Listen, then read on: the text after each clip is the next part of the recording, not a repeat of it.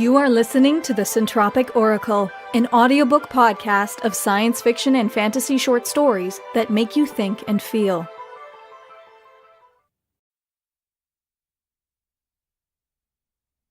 In the Emptiness of Anger by D.A. D'Amico. Could you link me a GPS beacon? I'm lost. Chandrika Kure spoke from between clenched teeth. The thin gash on her right leg oozed, blood seeping in to stain the hem of her white linen sari.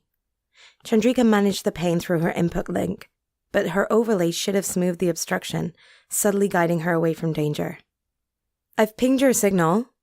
The male voice behind her right ear sounded vaguely annoyed. I place you downtown, directly across the street from your listed residence. Are you sure you're lost? Chandrika glanced around. Everywhere, nature. Nothing human or man-made marred fields of bright crimson poppies. Flowers stretched as far as perfect snow-tipped mountains, broken only occasionally by trim grassy valleys.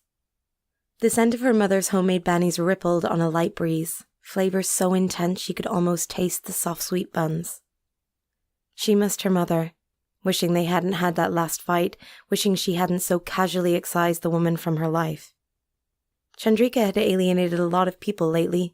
Too many. Burning bridges had become a first response, a gut reflex when her anger overwhelmed her better judgment. The overlay made it so easy. She simply replaced the bothersome bits with something better. Do you still need GPS coordinates? Chandrika realized for the first time she'd removed every trace of the sprawling capital city from her overlay. She swallowed, wondering just exactly where she stood and what might lay nearby. Nothing remained except her computer-created landscape, an expanse of beautiful placeholders for the mundane world she'd carelessly covered up. The overlay had been a godsend. It could mask sensory input or enhance existing detail with multiple layers of additional information. A rose garden could be superimposed onto a filthy alley, or a hated rival edited from all her senses, subducted entirely from Chandrika's perception. It had allowed her to sweep her daily stressors under a rug of illusionary beauty. But now she realized she'd blocked the whole real world. Just do it. I've somehow erased my current location and I'm unable to navigate, she said, nervousness creeping with a squeak into her voice. You blanked your own home? The man sounded horrified. How does anyone... Just send me a trail. Why did they always argue with her? Admittedly, excising things from her overlay for the slightest provocation was a bad habit, but she could get it under control. She'd have the technicians reinstall the real world, or perhaps just unblock a few key locations. She'd be more careful next time. It's coming through now. The man's voice sounded more formal, colder. What was his problem? He acted as if nobody had ever gotten carried away before. The poppies beside her withered, stalks browning as they died in rows stretching to the east. Chandrika stepped carefully onto the new path. Her legs still throbbed, and she didn't want to repeat her injury. I think my safety's a glitching. I stumbled today. He snorted. No doubt. You've used a tremendous amount of processing power. The overlay wasn't meant to camouflage the entire world. You've edited it all. Everything. A new male voice. Softer and more accusing. Why? And you are? Chandrika tried to keep the anger out of her voice. She felt like a sideshow. I'm the day supervisor. It's required I attend when there may be an incident. A small stick of a man stepped in from the corner of her vision.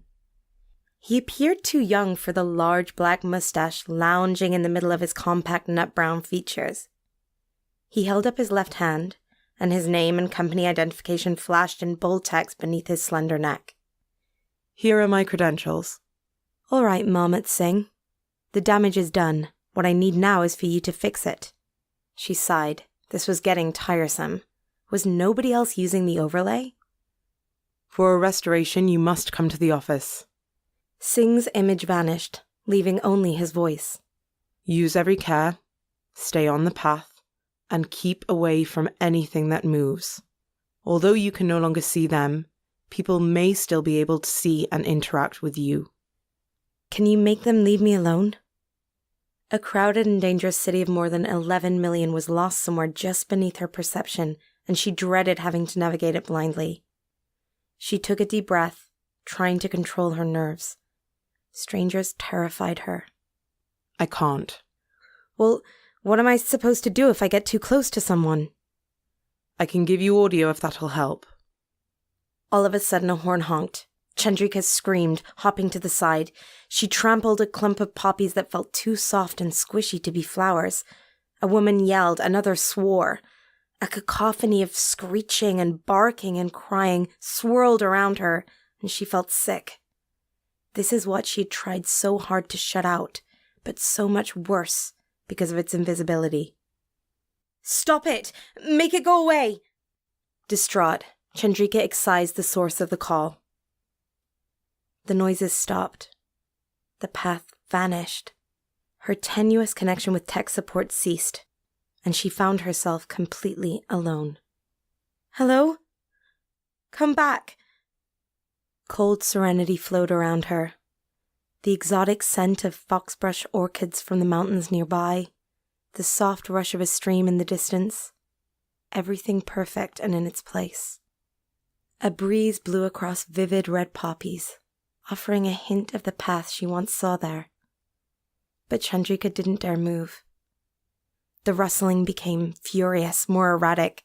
Something was coming. Chandrika started to cry. "Please, I was just angry. I didn't mean it."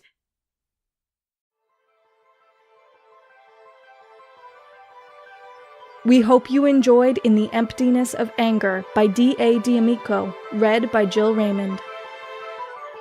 If you'd like to make a donation to the author and narrator of this story, check out the story page link in the description and click the PayPal donate button, or pledge your support to us directly on Patreon. Would you like to submit a story to the Centropic Oracle? A link to our submission guidelines can be found in the description.